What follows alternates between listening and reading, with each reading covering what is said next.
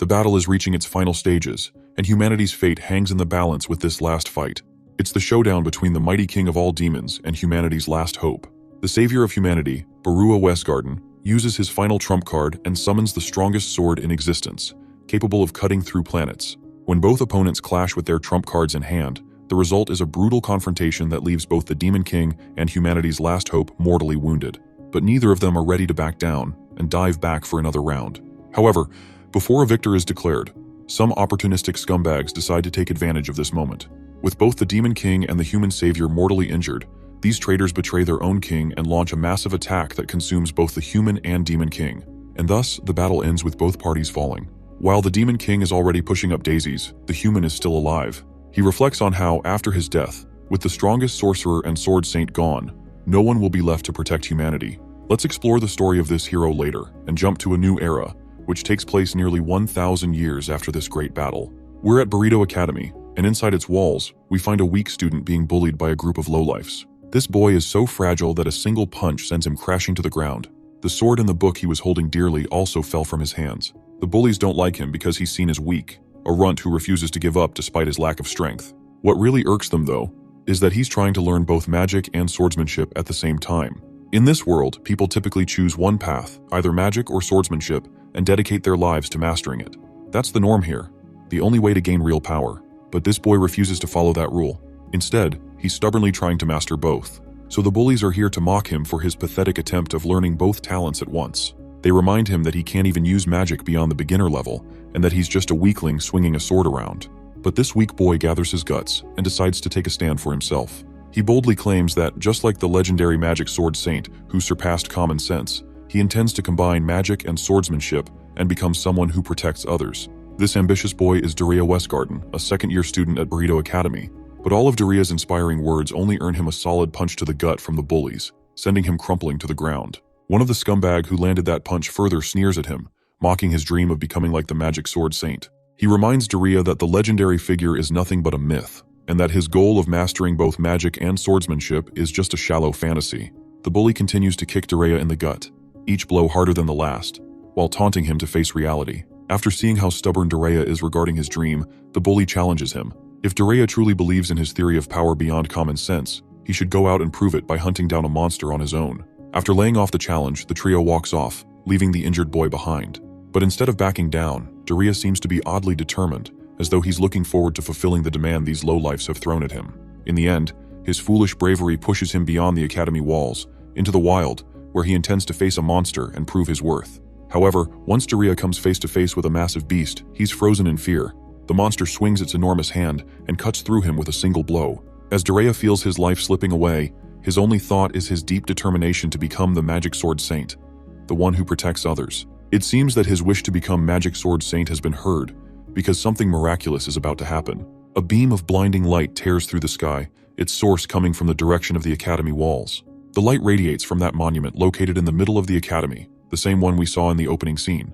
The flash of light descends upon Daria, and in that moment, something extraordinary happens. Apparently, the light was carrying the soul of the magic sword Saint Barua Westgarden, whose essence finds itself trapped inside Daria's consciousness. As soon as Barua feels this body, he quickly tries to stand up on his feet, which results him to cough up blood because the wound he has gotten is pretty brutal. Barua quickly uses his healing magic in order to patch up the giant wound, though he can feel that this is not his body. He suddenly notices the monster in front of him, and after seeing its claws smeared with blood, it doesn't take Barua long to realize this creature is the one responsible for his condition. The monster makes a foolish mistake by charging at the mighty magic sword saint, and gets fried for its trouble. Once the monster is dealt with, Barua's mind starts wandering to other concerns, like what happened to him and where he even is. After a long struggle, he finally makes it out of the woods and finds his way to a city. His first impression of the place is absolutely astonishing. The city is not only lavish and grand, but the people walking around are dressed in fine clothes, and the streets are beautifully maintained. It doesn't take much for him to deduce that this civilization is far more advanced than the one from his time. It seems Barua has figured out what's going on. From what he can piece together, during the battle with the Demon King Geranthal, he died alongside the Demon King, all thanks to a sneak attack from the Demon Tribe. Since he was unable to fulfill his noble role of protecting humanity, his soul was wrapped in deep regret, binding him to this world for an extraordinarily long time. Even after his death, time continued to move in the real world. He wouldn't be surprised if decades had passed since the moment he died until now. He also notices that the owner of this body is wearing an academy uniform, Now that he thinks about it, the academy would be the perfect place to gather various information about this time and place. With that in mind, he decides to head to the academy first. Before continuing the story, let's take a moment to understand this prestigious institution. Burrito Academy is one of the largest academies in the country, with two major departments, the Department of Magic and the Department of Swordsmanship. When Barua finally makes his way inside, he is immediately greeted by a magnificent monument, along with a statue that catches his eye. At first, he doesn't think much of it, and simply pays his respects to the humanity's greatest hero. But as he looks closer, a shocking realization dawns on him. This statue was made to honor him. It doesn't stop there. He also realizes that this is the exact place where his final battle took place. The academy seems to have been built on what was once the wasteland where he and the Demon King clashed. However, this revelation doesn't sit right with him. That land was nothing but barren wilderness in his time. How could it have developed so drastically in just a few decades? Just as he's grappling with these thoughts, he overhears a group of students talking nearby. They casually mention that today marks exactly 1,000 years since the Barua defeated the Demon King. That number, 1,000 years, leaves him completely stunned. His mind reels at the revelation. But then he hears something else. The students are doubting whether Barua even existed, dismissing the hero as nothing more than a myth. Of course, humanity's greatest hero is no mere legend. He is very real, and right now, that very same mighty hero is panicking beyond belief. It's been 1,000 years since his death. But there's another burning question in the Barua's mind. Why did he suddenly wake up after 1,000 years? And what happened to the soul of this body's original owner? On top of that, he clearly remembers that he didn't defeat the Demon King. So what happened to the Demon King, and what became of the demon tribe that killed both him and the Demon King? Determined to uncover the truth, he resolves to investigate the events of the past millennium and find out what really happened. Suddenly, a familiar voice catches Barua's attention. It's a group of bullies, loud and obnoxious as ever, who seem to have returned for another round. Since Barua doesn't know these people, he simply turns around and looks at them. Puzzled, he curiously asks if they're talking to him. The bullies grin and confirm that yes, they're calling him out. After all, he's the only idiot who would dare choose both magic and swordsmanship. They go on, taunting him about how they heard he went to the forest, but claim it looks like he ran away in the end. Of course, Barua has no idea what these clowns are even talking about or why they're bothering him. But then, out of nowhere, a brainwave brings back all the memories of this body's original owner. After acquiring all these memories, Barua now understands everything. These lowly swine are the very ones responsible for the injury Dareya had suffered. Dareya had always admired Barua, but these bullies had made fun of him for it. When Dareya tried to prove himself, he was brutally injured. Now that Barua remembers everything, his expression turns serious, and the bullies are visibly thrown off by the sudden change. Confidently, Barua strides forward, leaving the thug uneasy. He boldly declares that he is Dareya Westgarden, a second-year student in the magic department, and he will become the magic sword saint of this era. This declaration just comes off as nothing more than a joke to these guys, and two of the goons charge at our boy in an attempt to take him down. But Barua feels smug as he raises his hand, ready to humiliate them. He decides to take it easy, ensuring they don't die, but everything else is fair game. Once Barua gets his sword in his hands, a single swing sends two of the pesky thugs flying through the air like discarded trash bags. The display leaves the leader of the group wide-eyed and utterly speechless. Those two who just get their asses whooped don't even have the strength to get back up. The so-called boss, however, begins to lose his composure. Barua, on the other hand, is visibly annoyed. This was the one who had repeatedly kicked and punched Dareya. Without hesitation, Barua charges forward, sword in hand, and brings it down with force. The impact sends the goon flying backward. His trajectory is only stopped by the unforgiving surface of a nearby building. The collision was so brutal that it literally cracked the wall. The once arrogant thug is now trembling like a whimpering dog in the presence of the imposing figure standing before him. Barua towers over him, his presence radiating authority and strength, causing the thug to shrink further into his pitiful state.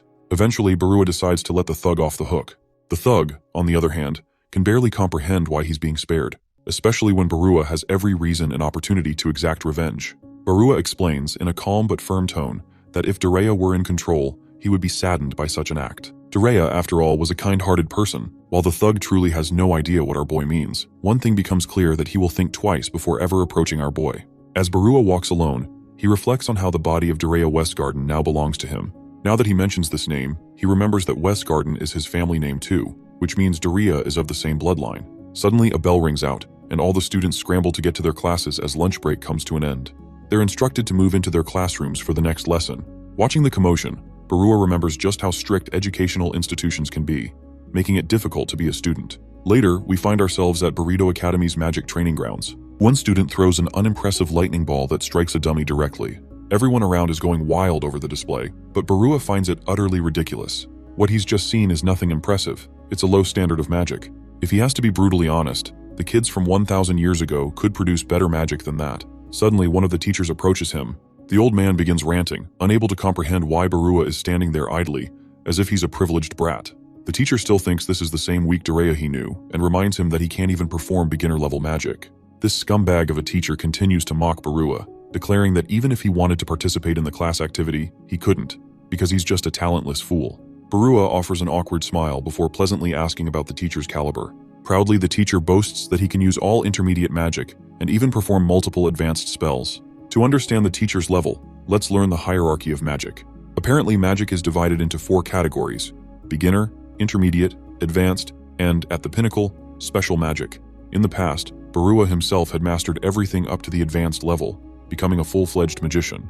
Hearing that even this teacher can only handle intermediate magic agitates him, as it confirms what he suspected. Magicians in this era have grown weaker as well. The teacher overhears what Barua said, and this offhand remark doesn't sit well with the teacher, who grows visibly annoyed. However, before the argument escalates, Barua throws down the gauntlet, challenging the teacher to a duel. To ensure the challenge doesn't come across as too arrogant, he frames it as a desire to experience the teacher's amazing magic up close. While irked, the teacher dismisses Barua's challenge as foolish, declaring that this runt cannot even grasp the vast difference between their abilities. Still, the teacher agrees to the duel. After all, it's a golden opportunity to humiliate Dareya in front of everyone. The teacher, with his inflated ego, makes it clear that there's no comparison between a runt-like boy and a magician of his own standing. As both combatants take their places in the training ground, the students watching from the sidelines are in awe. The very idea of Dareya challenging a teacher to a magic duel is enough to leave them wide-eyed astonished. The teacher, brimming with confidence, asks if Dareya is ready, to which our boy gives this old coot the green light he was looking for. The teacher takes the lead and decides to unleash an advanced magic spell. While chanting, he smugly remarks that he'll adjust the spell's power to a low level, ensuring Dareya isn't injured more than necessary. With that, the teacher casts magic flash bullets, launching a barrage of light bullets toward Barua. But Barua remains completely unshaken, standing cool as a cucumber. With a simple flick of his hand, he obliterates the incoming bullets without any real effort. The magic dissipates as if it were nothing more than a gentle breeze. The teacher's jaw nearly hits the floor. He stares in utter disbelief, unable to comprehend what he's just witnessed. His shock is so great that even the glasses on his face develop a noticeable crack. Barua, on the other hand, flashes a smug smile, now ready to make his move. It's his turn to attack, and he decides it's time to demonstrate special-grade magic. He's certain this display will be more than enough to teach the arrogant teacher a lesson in humility and silence. With that being said, Barua conjures an imposing spell. Blue flames swirl around him, coalescing into a fearsome attack he calls Azure Cutdown. With his single gesture of hand, he unleashes blades of fire that zip past the teacher. The sheer power of the spell leaves the teacher frozen in place, shrinking in fear. Though the attack doesn't touch him directly, its destructive potential is clear enough to send a chill down his spine. The spectators, meanwhile, are left in awe, witnessing special-grade magic firsthand. They can barely process what just happened. Barua then turns to the shaken teacher. He informs him that in this mere magic duel, he refrained from striking directly. However, if the teacher continues to look down on him, there's no guarantee he won't lose control of his magic next time. Well, as you can imagine, these words are enough to break the teacher's arrogance. Now that he has been thoroughly humbled, the teacher finally acknowledges Barua's abilities. He admits that Dareya Westgarden has surpassed him and concedes defeat. Hearing the teacher admit that Dareya's magic surpasses his own sends the crowd of students into a frenzy. They are unable to believe that Dareya, once mocked and underestimated, has risen to such incredible heights. Meanwhile, Barua feels a swell of pride. He knows that after this display of his abilities, no student will dare to laugh at or look down on Dareya again. However, his moment of triumph comes with an unintended consequence. The magnificent magic he showcased has made him the center of attention, and now people are bursting with questions. The teacher, chief among them, demands to know how Dareya managed to gain such power overnight. As the realization dawns on Barua, he begins to feel uneasy. He has no clue how to explain the power he just displayed. Anxiety builds as the crowd's suspicious eyes remain fixed on him. In an attempt to deflect, Barua improvises, claiming he simply grasped the knack of magic. But his words fall flat, and the teacher isn't buying it for a second. As far as the teacher is concerned, Dareya of today is vastly different from Dareya of yesterday, in skill, magic power, and confidence. The transformation is far too drastic to be explained by a sudden breakthrough alone. Barua has finally been cornered. He realizes he has no choice but to concede a portion of the truth. He knows that his magic skills and knowledge were inherited from his past life, and that a wizard's magical power is tied to the soul rather than the body. He rationalizes that such a drastic change overnight would be impossible for anyone who wasn't in some way a different person. For a moment, he even considers telling the teacher the full truth about his reincarnation. However, before he can act on this thought, a voice calls out to him from behind. Turning around, Barua spots strange creatures approaching. It looks like the monsters are here after sensing such overwhelming energy in this area. It doesn't take long for Barua to recall that these monsters once inhabited this region. Without hesitation, Barua raises his hand and conjures a powerful electrical bolt. The spell strikes one of the flying monsters directly in the gut, burning it to a crisp in an instant. However, the other monsters quickly retaliate. Acting quick on his feet, Barua summons bursts of firepower to shield himself. The sudden appearance of monsters prompts the students to scatter in panic and retreat back into the academy walls. Seeing these guys running like cowards leaves Barua baffled. In his time, magicians of even modest ability could have easily handled creatures of this caliber. Yet here, these so-called magicians appear helpless, running away like frightened commoners. Barua notices that the teacher remains steadfast, standing his ground beside him. The teacher declares that he will not flee. The teacher uses one of his spells, known as Flash Rain, illuminating the entire sky with a series of blinding explosions. Despite its brilliance, the attack proves futile, failing to leave even a scratch on the airborne monsters. This only deepens Barua's concern. The sheer resilience of these creatures marks them as a significant threat for the magicians of this era. In the distance, a young girl stands determined, channeling her magic into an ability called Fire Spear. She pours every ounce of her strength into fending off the monsters, but her efforts are no more effective than her teachers. Even so, Barua feels a spark of admiration for her bravery. As one of the monsters dives toward her, he launches himself into action, reaching her in time to pull her away from danger. The girl stares in astonishment, barely able to believe that Dareya himself is the one to save her. Her amazement mixes with awe as he tells her firmly that he will ensure she grows stronger and lets her know that she better burn these words into her memory. Without hesitation, Dareya calls upon his own version of Fire Spear. Magnificent spears wreathed in flames materialize around him. With a single commanding gesture, he sends them soaring into the sky, aiming directly at the looming threat above. As soon as the spears hit their mark, the monsters start dropping like flies. Meanwhile, our guy can't help but feel smug after seeing how his magic is on a whole another level compared to the magic of this era. The girl can do nothing but watch in astonishment as other monsters charge straight at them. But our boy is ready. As the monsters close the distance, Barua reflects on a key truth. When the enemy gets up close, even the most skilled magician has a brief moment of vulnerability while casting a spell. That's why the best strategy against a magician is to close the gap. But that only works on ordinary magicians. And our guy is no ordinary magician. He's called a Saint Swordmaster for nothing. With his blade in hand, he launches himself at the monster horde, slicing through them effortlessly, like cucumbers being prepped for a salad. His signature technique, Air Dance King Storm, leaves nothing standing in his wake. Afterward, he steps down, leaving both the teacher and the girl frozen in awe, unable to do anything but marvel at his power. Barua, on the other hand, is just having the time of his life, amazed at how easy that victory was. A while later, we find ourselves in the library of Buried Academy. There, Barua is buried in books, though concentrating is proving impossible. His entire body aches like hell. He hadn't felt a thing during the battle, but now the fatigue has finally caught up with him. Moving like he did before feels impossible without some serious training. With that thought in mind, he decides to finish the book he's reading and plan a proper training regimen. After the monster attack, the academy took the situation seriously and decided to suspend all classes for a while. This unexpected break gave Barua the perfect opportunity to dive into history and investigate what happened after his supposed death. As he pours through history books, one fact stands out in every account. He defeated the Demon King Gurnahel. According to the records, the Magic Sword Saint exchanged his life to bring down the Demon King. With their leader gone, the demons were driven to the far edges of the continent. The Magic Sword Saint who saved humanity became a legendary figure, celebrated for over 1,000 years. But something doesn't add up. The demon tribe that killed both the Demon King and the hero has no presence in history. There's no mention of them attacking humans or leaving any trace. It's as if they vanished without a trace, leaving Barua scratching his head in confusion. As he puzzles over this mystery, he spots the same red-haired girl outside in the courtyard. She's practicing her magic, focused and determined. He eventually approaches her and asks if she's practicing. When she notices him behind her, she cracks a smile and explains that she's training her magic. She is practicing here because the training grounds are off limits until the monsters are cleared out. She quickly bows her head in respect, thanking him for saving her earlier. She wanted to thank him right after the fight, but he had left in a hurry, so she never got the chance. She says she was surprised at how strong he's gotten. She also wants to be strong enough to defeat monsters, but no matter how hard she tries, it seems like she's always falling short. Barua wonders if she's feeling disappointed in her inability to grow as she wants. He suspects there's a reason she can't even master beginner magic. Maybe she was born with an unusually small amount of magic power. He tells her to show him her hand. When she does, he places his own hand on top of hers, causing her to blush and feel completely embarrassed. He begins to connect with her inner magic reservoir, and once he does, he's absolutely stunned. She has an immense amount of mana. It's not as much as Barua's, but it's rare to see this level of magic, even in his past life. He excitedly breaks it down for her that the problem isn't that she doesn't have enough mana, It's that she has too much magic power and doesn't have proper control over how to channel it. He then curiously asks her name, which leaves the girl a little bewildered. She is surprised by the fact that he doesn't even remember her name even though they study in the same class. Eventually he recalls her name, Saris, and tells her that she's capable of casting special grade magic. He emphasizes her potential once again, but Saris doesn't seem nearly as excited as he expected. She brushes it off, saying it's impossible. To her it sounds far-fetched. She believes that she has no talent, and her teachers and classmates have said as much countless times. At this, Barua reveals the truth. The people around her are simply too weak to recognize her strength. But Saris sticks to her guns, unwilling to believe it. She repeats what she's been told over and over: she's just a failure. Barua brushes aside her protests, showing no concern for her self-doubt.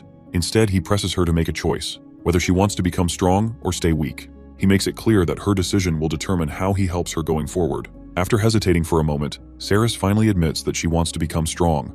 Her determination draws a smile from Barua. For the first time, he sees a spark of the mage's spirit within her, a fire that had been dormant. He reassures her that she may not realize it yet, but she possesses immense magical power, far beyond what she believes. The reason her larger spells fail to activate properly is simple. She pours far more magical power into them than necessary, almost recklessly. Even controlling the amount of magic she uses requires a level of skill she currently lacks. At this point, using beginner spells correctly is likely impossible for her. However, there is one type of spell she can cast without worrying about precise control, and that is special grade magic. Despite hearing this, Saris remains skeptical about whether she is truly capable of wielding such immense power. She recalls how even the headmaster of the academy, someone widely regarded as incredibly skilled, can barely manage to use special grade magic. But Barua points out that this essentially puts her on par with the headmaster. He also reveals that he himself can use special grade magic, assuring her that it's not as rare or unattainable as it seems. Special grade magic demands a massive reservoir of magical power, but for someone like Saris, it should be no issue. The poor girl begins to feel overwhelmed by the conversation and starts to feel dazed. Everything is moving far too quickly for her to process it all. Regardless, they decide to begin the training without further delay. Barua decides to teach her one special grade spell right away, insisting there's no need for elaborate preparations. For her, casting this spell will be no different than casting a beginner-level spell. Saris, however, isn't feeling particularly confident. She can't shake the sense that she's being dragged into something far beyond her abilities. The idea of learning a special grade spell feels overwhelming, and she refuses to believe it's as simple as he claims.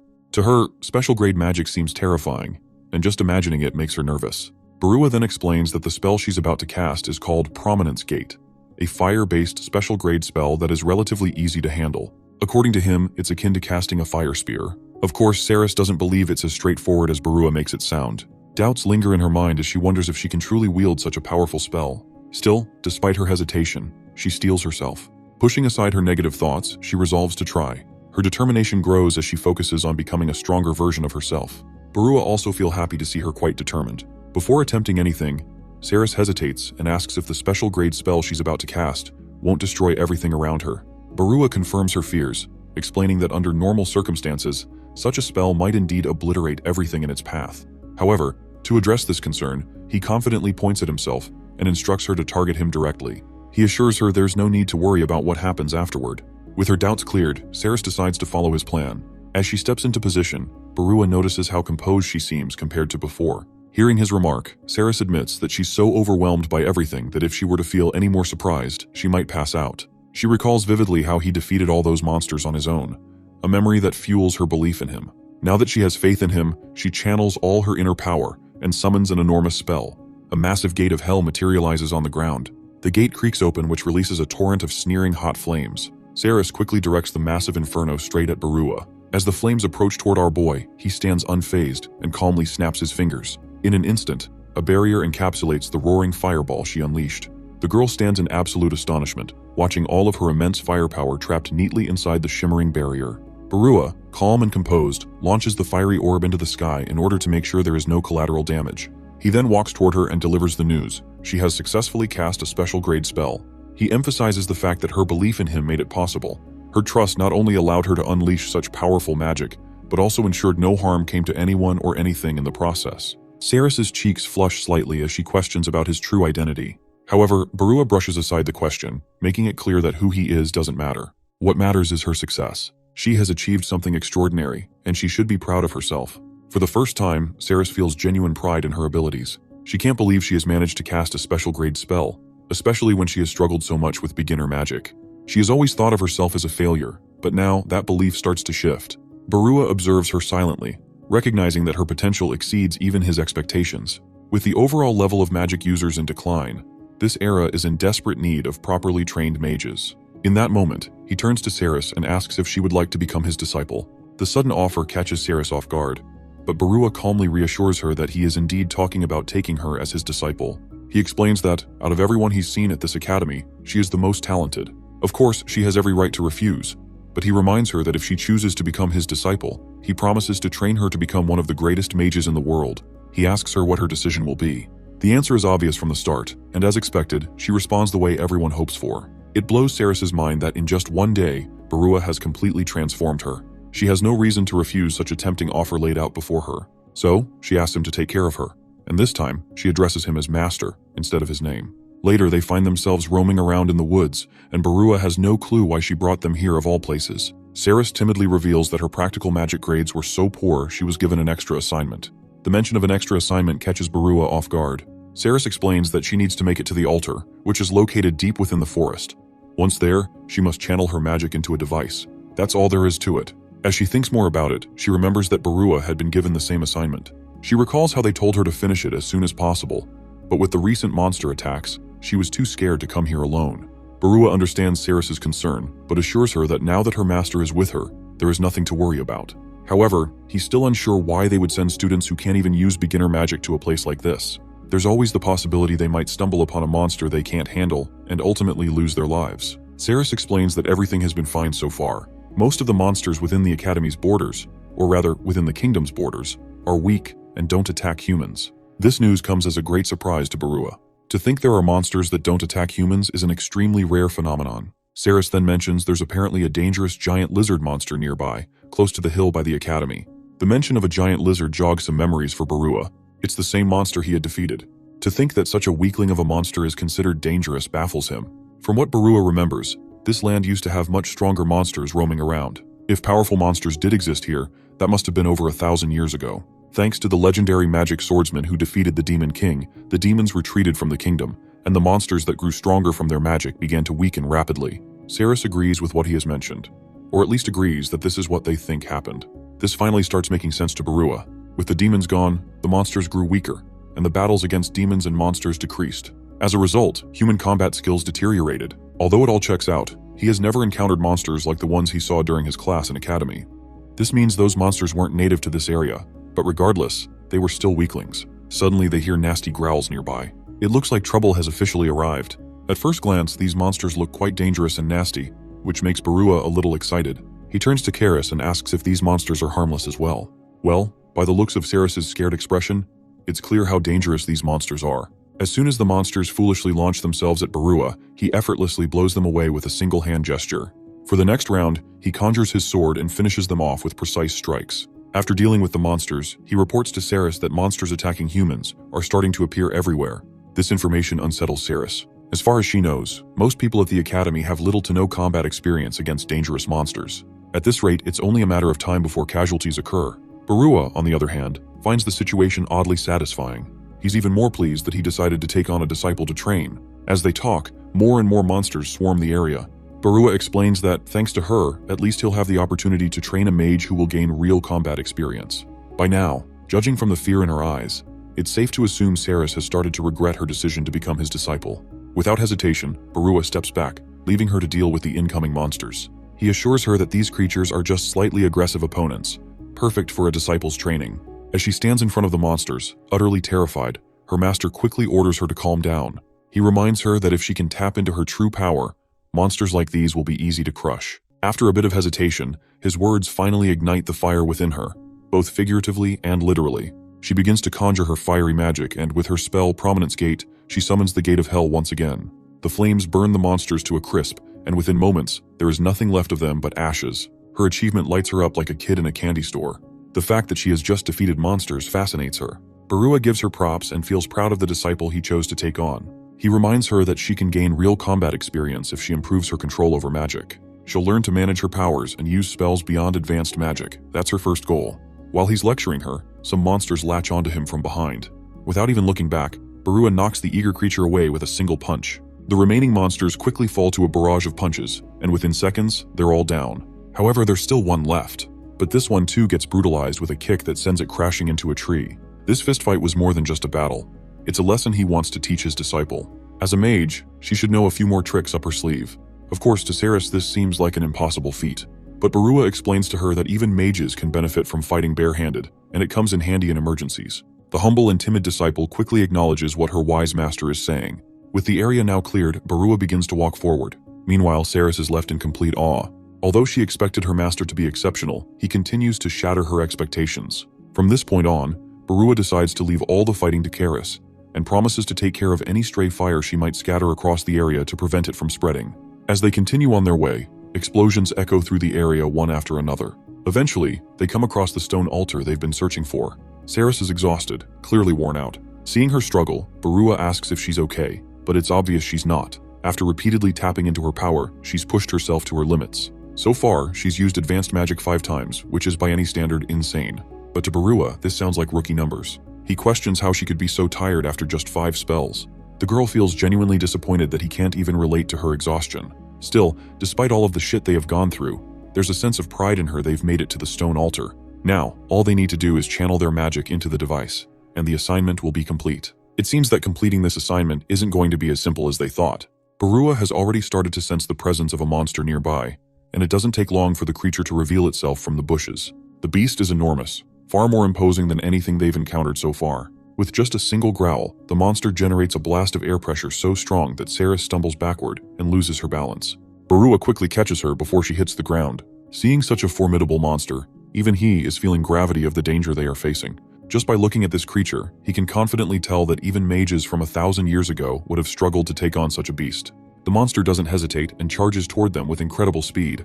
Barua instantly decides this isn't a fight Ceres can handle. He steps forward, sword in hand, and meets the creature head-on. After exchanging some rapid blows, the monster steps back and uses its magic to make the debris around it float in the air. Our boy finds it quite fascinating to think that this monster can even use magic, and is trying to weaponize the debris. As the monster launches the debris at his opponent, my guy dashes out of the way with remarkable speed. While maneuvering, he shouts to his disciple, urging her to run away while he holds the monster off. To his shock and surprise, instead of running, Ceres is already standing firm, her Hellgate ready to unleash some screeching hot fire in order to burn this monster to ashes. Although Ceres isn't confident she can take down the monster with her attack like this, for a moment, she even thinks of running away. Her body can't stop trembling with the fear of loss creeping over her, but she pushes the negative thoughts aside and stands her ground with determination. She refuses to look like a runt in front of her master. The monster quickly shifts its focus to her and launches its debris in her direction. But her master leaps into action, quickly slashing through the oncoming debris with his sword in order to clear the path for her. With nothing in her way, Ceres steadies herself, and with a single commanding gesture, she calls forth her massive firestorm. The activation of Prominence Gate unleashes a fiery column that engulfs the monster entirely, consuming it until nothing remains. The attack ends in smoke, with Ceres shocked at her own ability to pull off a spectacular move like that. To her performance, Barua is proud and tells her that no one will ever be able to call her a failure anymore. While her strength has greatly improved, the poor girl reminds him that no one from the academy really saw her attack. As a result, they will think she's talking nonsense about defeating a monster. Barua expresses that while it's true that they didn't see what went down, one thing is for certain now. Ceres' reputation as a whole will improve massively from here on out, and no one will ever be able to underestimate her abilities. Speaking of which, let's explore how the magic transmission device works. First, it sends the magic that is powered inside it to the academy. The magic sends barely noticeable traces of its source, which would be the owner in this case. That's how after sending them magic to the academy, they can safely identify who completed the task. Now for the curious question. The Sword Saint quizzes her and asks what would happen when a special grade or advanced level magic struck the device. A shocking realization sets in. The chick realizes that all of her immense magic power just now will be sent to the academy. She's right on the money. Barua confirms as much. The effects of her advanced magic are quickly shown as the transmission device explodes in volcanic flames. Poor Ceres looks like she's seen a ghost while our boy is out here chilling with the view. Thanks to her terrifying attack just now, Ceres is bound to hear from them later. Fast forwarding to the teacher who ends up identifying the source of magic. Ceres is barely maintaining composure in front of her teacher.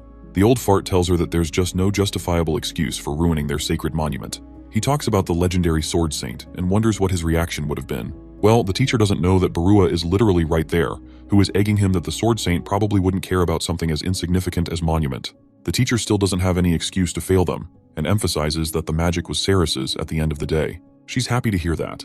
At the same time, the old fart has an issue with Daria Westgarden, who has been a consistent failure so far, until now. Not even the teacher can figure out what the hell happened between the two students, causing them to become so good at magic. Barua argues that Saris is the same she has ever been. The only thing that changed about her is regarding her insane talent, which was overlooked by the academy until Barua's eyes took note of it.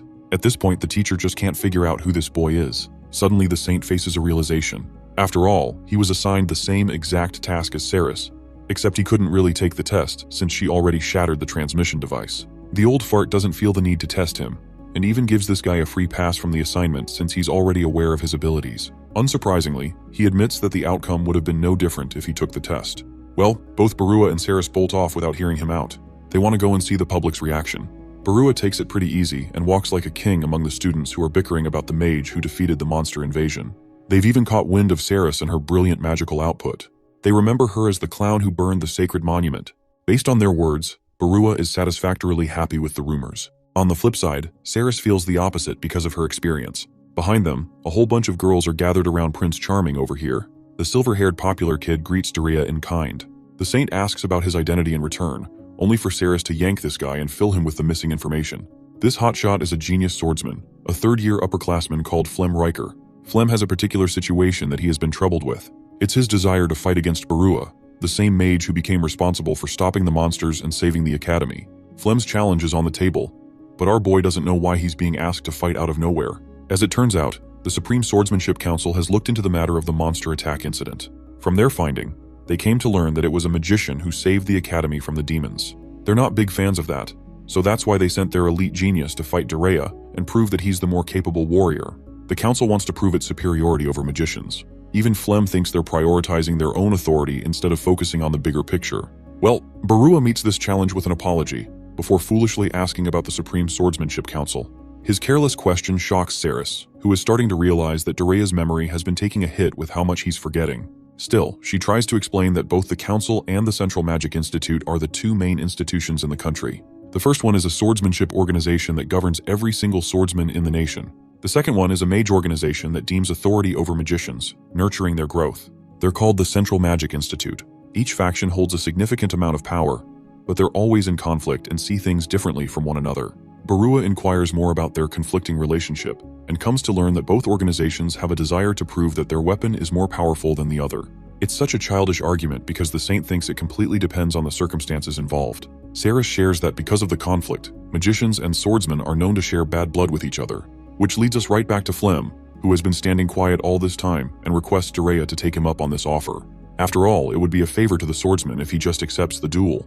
Barua accepts the challenge without hesitation, shocking Flem greatly. He's doing this to accurately gauge the current state of swordsmanship and compare it to his time. Still, knowing that they're in conflict with modern low-tier magicians, Barua isn't expecting much. As they're walking to find a suitable spot for the fight, Barua asks why he's called the Genius Swordsman. Apparently, Flem thinks little of this title and believes that it operates his abilities. He thinks it's because he has an interest in swordsmanship way more than others. Saris fills in the gaps and explains that Flem is actually considered the top-tier strongest swordsman in the academy. So even for Daria, she thinks it will be a hard match and advises him to be careful. But the Sword Saint isn't worried, not even breaking a sweat. He confidently boasts that his strength stands at the top of the world, not just the institution. Let's transition to Burrito Academy Arena, where both fighters are taking position. Barua is a little impressed that they've got an entire battle coliseum built inside the academy. Glancing towards the stands, he spots his cheerful disciple rooting for him. Poor girl is shot down by Flem's most loyal fangirls though. The genius swordsman has decided to use a wooden sword for the match, and recommends our boy to use magic freely. Surprisingly, Barua challenges Flem's expectations, expressing that he's got no interest in casting a single magic spell. He takes the wooden sword and clarifies that while he isn't belittling Flem's skills, it's just that he's also confident in his swordsmanship. Surrounded by a wave of blue aura, Barua confidently declares that the difference between their strengths will be revealed with the clash of their swords. Intrigued, Flem looks forward to the swordsmanship power of the magician. With both fighters ready to rumble, they lock things down with a countdown. The countdown ends and Flem immediately rushes forth with a preemptive heavy attack. In response, the Saint blocks it without trouble, causing him great shock. One swing after another, every single one of his attacks prove useless against the Saint.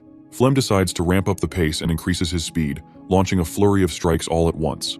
But by the end of his attack, Barua stands, unhurt and confidently staring his opponent down. Meanwhile, Flem's mental state is on the decline. He can't fathom how this guy can expertly do both things. As he lunges forth for another charged slash, Barua merely deflects without any trouble. By now, Flem is convinced that this guy's skill is comparable to the legendary talent of the Sword Saint. In turn, Barua is quite impressed with Flem's performance, claiming that it has been a while since he had so much fun. Also, his wooden sword shattered from Flem's previous attack, so now Barua has decided to put down all the stops. He's gonna go full power now and show what he's capable of. Our protagonist uses his magic to grab the wooden sword. With a smile on his face, he gets ready to continue fighting his senior. Daria hopes their sparring match becomes enjoyable for both. Without wasting a second, he rushes forward with insane speed and attacks the guy, but Flem barely manages to block it with his sword. He's unable to stand his ground, but our boy gives him no time to react and throws another attack. Flem manages to dodge it again. He takes a step back while the protagonist excitedly calls him the genius swordsman. They both rush forward and clash swords with each other. Despite going all out, the protagonist is shocked to see that Flem is still somehow managing to keep up. He attacks the guy, but Flem jumps into the air and pounces at Daria from behind. Our boy admits Flem would have deserved the genius title even 1,000 years ago. Flem almost hits him, but Daria easily blocks it with his wooden sword, astonishing the girls observing the match. The protagonist looks at his fragile sword and guesses it's about to break. Flem admits Daria has insane strength, since he has never seen a sword crack before this. He believes the protagonist deserves an apology for doubting his swordsmanship. Flem regrets his actions, so he takes back his words and accepts Daria is an excellent swordsman. Our boy smiles and brushes it off. He calls the guy a virtuous person, and thinks it's a nice trait to have. Flem shows his gratitude to Daria, and since they went all out against each other, our boy lets Flem call him by his first name instead of being so formal. With a cocky attitude, he reminds Flem that he's still just a junior. The guy smiles awkwardly and understands his words. He thinks they should wrap up before the swords finally crumble. The protagonist excitedly smiles and agrees to continue the fight. Flem points the sword towards our boy and begins unleashing his true strength. He announces that he's challenging Daria with every cell of his body. Without wasting a second, he pulls out an unyielding flash and produces multiple purple slashes to finish off the protagonist. But despite seeing the huge attack coming his way, our protagonist remains calm. He recognizes the attack is far beyond a student's level, but he easily dodges all the slashes since it's easy for him to read. Otherwise, he's not worthy to call himself the Sword Saint. Within mere seconds, he closes in and effortlessly defeats the genius swordsman, Flem. The senior gets humbled badly, but he admits defeat and throws away the wooden sword. The guy looks genuinely happy as he was able to fight against the Sword Saint himself. As soon as the match ends, Saris excitedly rushes towards the protagonist and praises him for the great fight. He shows his gratitude for the support, but suddenly gets annoyed hearing all the girls going crazy over the guy he just defeated. Flem's fangirls begin tearing up over nothing and assure the guy they still consider him the best, even though he just lost to Daria. Our boy feels a bit irritated, but as soon as the fangirls leave, Flem moves his hand forward and thanks the protagonist for the insane sparring match they just had. Daria shakes his hand, and they both become good friends. But our boy is still worried if it's fine for Flem to lose like this, since he's sure the guy was ordered to come and defeat him by the Swordsmanship Council. Flem calls him correct, and explains the Supreme Swordsmanship Council is probably going to feel extremely frustrated once they learn he lost to our boy, who has the ability to use both magic and sword. With a careless expression, he believes he's definitely going to get expelled after this. Daria scratches his head and calls it completely foolish to separate the two things and create idiotic factions between magic and swordsmanship. He begins wishing there was a faction based on both magic and swordsmanship. All of a sudden, our boy gets an idea, but Saris gets a bad feeling, so she anxiously asks what he's thinking about. He casually announces that he's going to create a faction of his own, which leaves the girl speechless. While she's scratching her head, Flem asks again to confirm if our protagonist is really thinking about creating a faction. Our boy believes it doesn't matter whether someone wants to chase magic or swordsmanship, so he becomes determined to create a faction that accepts both. A new day begins. Daria wakes up, and while checking himself in the mirror, he finds out he's still inside the same body he reincarnated in. It's been a few days since he was reborn into Daria's body, and he doubts the original soul is ever going to come back. So, the guy gets ready and leaves his house for another exciting day. While finishing his food, he suddenly remembers he hasn't gotten a single break ever since he woke up after 1,000 years. Every time, some new nonsense happens. When he first joined the academy, even finding his room was such a hassle for him. Before starting the classes for today, he learns the other students are extremely busy. From whatever he learned from Saris, Daria understands that ever since he was reborn, monsters have been continuously mutating and acting up for some reason. So, he needs to hurry up and quickly make a plan to figure out what's causing all of this and defeat the evil monsters as soon as possible. Our boy believes the only way he can manage to do all this is by uniting both magicians and swordsmen of this era, and starting everything from scratch. As he walks toward his class, he hears the students talking about him. The protagonist is fed up with the foolish fights between the magic and swordsmanship councils, which is why he is determined to build a faction of his own. Daria becomes annoyed and suddenly stops as he hears others talking about what he did with the teacher. All of them are too terrified to get in Daria's way. Our boy begins regretting his actions. As soon as he enters the class, Saris greets him and invites him to sit with her. With an annoyed face, he sits down and hears students gossiping about him even inside the classroom. They all think it's nearly impossible to build a faction based on both magic and swordsmanship. The guy finally loses his patience, so he gets up and shouts at them to shut up. The students act like nothing happened, so he calms down while Saris assures him not all students are as bad as he thinks. She recalls his methods and believes he's doing everything to stand out. The teacher finally arrives and announces they are finally going to begin the lectures that were interrupted a few days ago because of the monster attacks that came out of nowhere. He hopes all the students do their best to catch up on their course and begins today's lesson. The teacher explains two major organizations, the Central Magic Academy and the Supreme Swordsmanship Council, which have a huge impact on today's society and even determine a person's social status. Daria feels crappy learning about this topic first thing in the morning, but his teacher continues and explains that since they are all magicians, they belong to the Central Magic Academy, which is affiliated with magicians famous for their insane abilities and talents. The country gives them selfless treatment because of their high status. During such a boring class, our protagonist understands that the magicians and swordsmen are glorified by people. That's the reason they have such high status and why no one stands against them, because they're all scared the organizations will come after them. But our boy still doesn't give up despite knowing all of this. After the class, he begins inviting people to his new faction, while Saris embarrassingly stands beside him and tries to support him as much as possible. Just in case, he asks if she's fine doing this with him, since he's sure the Central Magic Academy is bound to chase after them. But Saris assures him she's alright, because if he hadn't trained her earlier, she would have been expelled as a failure anyway. So, Saris happily tells him she is determined to follow him blindly, regardless of the outcome. Daria starts tearing up hearing her passionate words. Saris awkwardly says she is more concerned about Flem since he's here as well. She tries pushing him away because she's worried his status as a student is going to drop if someone sees him hanging out with such suspicious people. But the guy remains careless and starts approaching students to preach them about the new faction. Flem is glad they are so worried about him, but he assures them to stop thinking so much because, just like our protagonist, he doesn't care about the authority at all. Flem is sure there's no way he can avoid the punishment he's going to get for losing against Daria, but since he has already broken their expectations, he doesn't mind taking independent actions. Daria is glad, but he doubts just the three of them can achieve something so quickly. He gets an idea and excitedly asks Flem to just order his fangirls to join their group. Saris admits it's a great idea, but she reminds the protagonist that being caught up between the two major organizations can destroy people's lives, so they shouldn't act without thinking. The girl asks him to be more thoughtful about things. Daria understands and apologizes. A mysterious man suddenly appears and confirms if it's really Flem's group. The innocent protagonist guesses they are students who came here to join his faction, but the man calls them out for their harmful actions that are destroying the Academy's reputation. He reveals that they are here to take our boy and his group on the headmaster's orders, so without wasting a second, the men grab Daria and Saris and begin dragging them toward the headmaster. Our boy assures Saris not to worry while the other man grabbing Flem questions why he's involved in such a stupid activity. Daria feels irritated, but with an excited expression, he guesses it's a good opportunity for him to meet the face of the Academy's leader. Inside the headmaster's room, Daria and Flem remain calm, while Karis's face shows obvious signs of anxiousness. The headmaster thanks them for appearing and introduces himself as Rudolphin Garfwelm.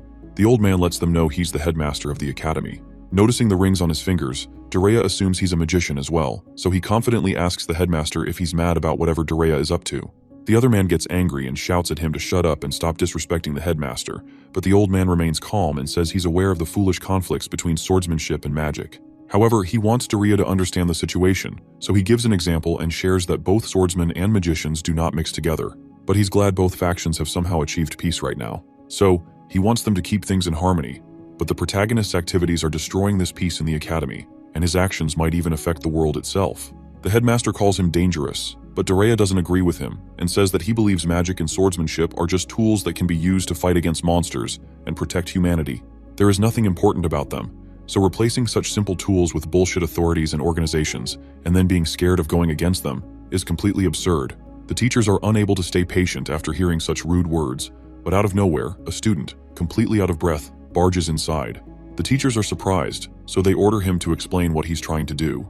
The first-year student, in a miserable state, explains that his classmates, who were in the swamp just in front of the academy, are getting attacked by huge monsters. His news shocks all of them. The poor student continues and explains he was somehow able to escape and return without dying, but his other classmates are still stuck and are running through the swamp, trying to save their lives. He begs the teachers to help his class, so the protagonist turns around and begins leaving. The headmaster's goons try stopping our boy and question why he's leaving. With a serious expression, Daria tells them it's obvious he's going to help the first years. His friends feel relieved to hear this, but the goon orders him to stop since a pathetic student like him is just going to get in the way of trained teachers who will go to their rescue. The protagonist stops holding back words and makes it clear that there's no one stronger than him in the whole academy. The teacher feels frustrated hearing such words, so he orders Dareya to stay put and think about what he just said instead of boasting meaninglessly. Dareya becomes fed up and lets them know that if they are still caring so much about authority instead of worrying about the students, then they are certainly not qualified to be called teachers. Everyone gets speechless, and suddenly Rima moves forward and assures everyone he understands the frustration they have with Dareya's behavior. But he gives his word that our boy really is the strongest in the academy, stronger than all the teachers. The other teachers can't believe his words, but the headmaster confirms his words and asks if he's trying to say that the protagonist surpasses even him. Rima is hesitant, but he answers positively. So the headmaster does the right thing and gets up from his chair, shocking everyone in the room. He bows down and requests Dareya to go there and save the first-year students. The other teachers find it hard to believe, but the headmaster accepts Dareya's plans and mentions the monsters are suddenly gaining insane strength, so he needs Dareya's support to solve this. Our boy feels a bit confused since he was under the impression that the headmaster hated him or something. But the old man assures him he was just following the general perspective. But from his own point of view, he doesn't hate the protagonist at all. This puts a smile on Dareya and his friends. The headmaster takes responsibility and lets them know he's going to send a few skilled teachers as well, so our boy doesn't need to push himself too hard. Dareya understands everything and leaves confidently, while the other teachers remain speechless. One of them wonders why the headmaster acted this way, so the old man tells him it's time the foolish conflicts finally come to an end. Outside the academy, our boy reaches the swamp with his friends, and Flem recalls that the monster they are after is a giant-like creature. Seeing the huge footprints in the swamp, they are able to predict its direction. The protagonist believes it's great to find the footprints, but he suddenly pulls out his sword. Out of nowhere, a few monsters jump out of the water and try attacking Saris while she's looking somewhere else. Both Flem and Dareya intervene and protect the girl while advising her to remain cautious. Flem moves forward to protect them both, and as the monsters charge forward and attack him, he easily blocks their attacks with his sword and cuts them in half with just a few slashes. The guy remains determined not to waste a single second, since they need to find the students quickly. Saris is amazed by his skills, but the protagonist expects this much from the genius. Flem feels a bit teased hearing that nickname of his since his strength is not even comparable to our boy's. Another monster tries attacking, but Flem swiftly defeats it without breaking a sweat. He announces that he's going to do his best and save the academy's students as soon as possible. Hearing his words, the protagonist asks Saris why he looks so cool.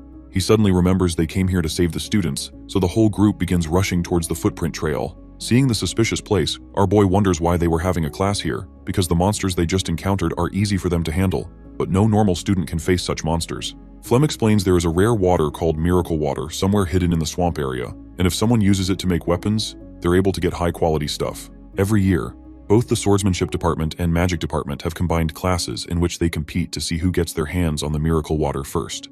Flem believes our boy did it as well, but the protagonist has no memories of what happened before, so he just brushes it off. Even though the teachers only allow the students to search near the entrance of such a horrible place, Flem explains that students end up losing their patience and going deep into the swamp out of greed. Dareya understands this, and guesses things didn't go as planned this time, because monsters are suddenly getting stronger for some reason. While they're rushing, an army of swamp monsters appears and starts chasing their group. Saris anxiously complains, since the army is too huge, but the protagonist rushes forward despite hearing warnings. He smiles and tells them to just wait a second, and with a few slashes, he defeats multiple monsters with ease. He uses his magic blast to destroy a few and continues fighting all of them alone. Our boy cuts through the whole army in a flashy way to finish the job. Somewhere else, the injured students run for their lives while questioning why they're being chased by such a huge monster. They end up reaching a dead end with nowhere else to run, but the huge monster catches up to them, so they all start trembling in fear, unable to do anything. The terrifying monster comes closer and tries attacking the female student with a weird hammer, but the protagonist makes it in time and, with his sword, blocks the hammer attack and saves everyone. The students are shocked, while our boy confronts the terrifying monster and becomes determined to end the chaos it's causing. Luckily, all the students and the teachers involved in this mission only sustain a few minor injuries, and no one loses their life. So, the protagonist smiles confidently as he just needs to finish off the source that's causing all of this. He decides to settle things, but the monster screams and begins attacking with the giant hammer. Everyone's jaw drops, seeing the protagonist standing his ground against the attacks without any effort. Another student mocks everyone, even in such a horrible situation, and calls swordsmanship superior because mages are completely useless in fights like this. But hearing his disrespectful words, our boy puts away his sword and warns the student to avoid spouting such nonsense. He ignores the monster and lets the students know both swordsmanship and magic are equally important, so it doesn't matter which one they choose. The monster almost lands an attack from behind, but Dareya confidently unleashes his magic power and makes it clear to everyone that any power can help them solve the problem easily. Everyone is shocked once again, He pushes back the monster and explains that if they are still in the process of learning, then they should all use both swordsmanship and magic to cooperate and solve the problem. He orders the cocky student to watch carefully as he is going to show how to fight with both skills. He believes the students should at least try to improve themselves and learn both skills before throwing such nonsense claims about authority. He ends his explanation and asks his senior to join him. Phlegm appears from behind the monster and lands an attack in a flashy manner. Seeing blood gushing out of its body, the monster gets riled up and begins throwing more attacks. Daria points out that such attacks are difficult for even the genius senior of his, so he pulls out his magic to help the guy and restrains the huge monster with some kind of purple rope to show the students how to work together. With the monster restricted like this, Phlegm decides to go all out, so he attacks with unlimited slashes and defeats the monster. Daria helps everyone understand what just happened while the monster drops dead. Saris appears and informs them she finished treating everyone's injuries, so all the students and teachers are slowly escaping from the swamp. Our boy thanks her, and they all decide to leave. Saris sees the dead body and confirms if this is the giant monster they were after. Phlegm answers positively, so the girl recalls a legend she heard about the mist giant that lives in this swamp and carries 2 giant clubs. She doesn't understand where the name came from but explains it used to be the undefeated tyrant of this place. Our boy feels a bit suspicious since it went down a bit easily, but all of a sudden, the monster gets back up. Phlegm warns everyone to remain cautious and stand behind them. The monster pulls out 2 clubs this time, and a weird purple aura begins spreading everywhere, making the students terrified. It starts undergoing a transformation and releases mist fog from its mouth as its eyes turn red. Phlegm covers his face but realizes it's not poisonous, just some kind of fog. Saris and the others begin feeling anxious since nothing is visible, but the protagonist calms them down and orders them to stay cautious. The huge monster rushes towards Daria and attacks with insane strength.